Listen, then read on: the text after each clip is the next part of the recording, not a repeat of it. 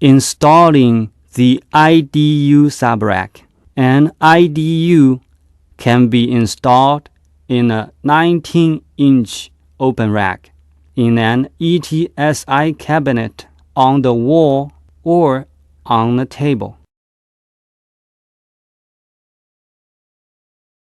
The animation demonstrates how to install an IDU in a 19-inch open rack.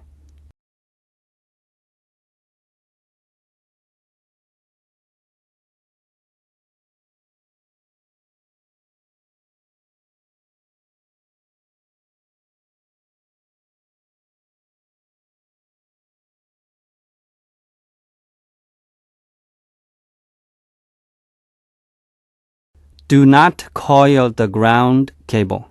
Properly connect the ground cable at the shortest length.